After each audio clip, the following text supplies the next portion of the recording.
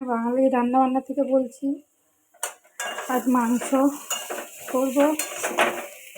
আলুটা একটু লবণ হলুদ দিয়ে ভেজে নিচ্ছি।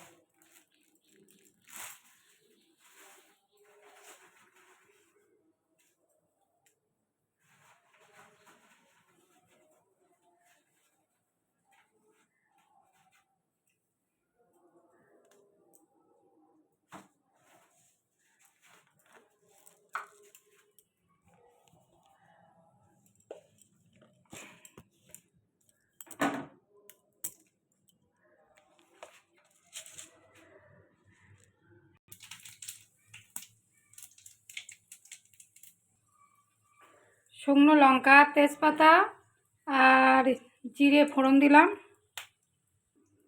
এবার দিয়ে দেবো মাংস,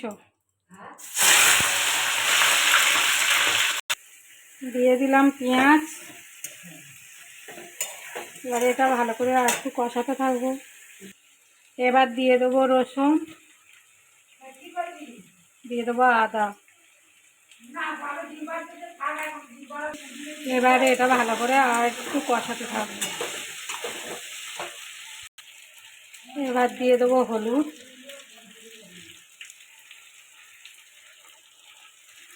এবার দিয়ে দেবো লঙ্কা।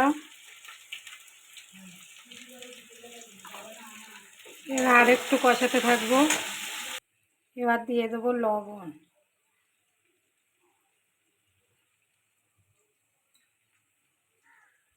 এবার আলু ভেজে রেখেছিলাম সেই আলুগুলো দিয়ে দেবো, দিয়ে আর একটু কষাবো। এবার দিয়ে দেবো জল।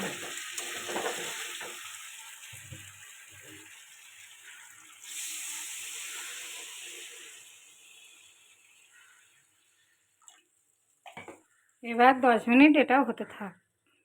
তরকারিটা এবার একটু নেড়ে চেড়ে দেখবো আলু টালু সিদ্ধ হয়েছে কি। হ্যাঁ, আলু সিদ্ধ হয়ে গেছে, আর একটু হবে। মাংসটা হয়ে গেছে, এবার নামিয়ে নেব।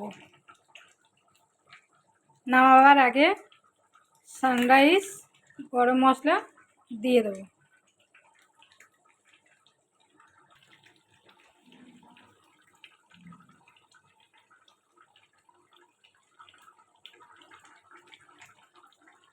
চিকেনটা হয়ে গেছে।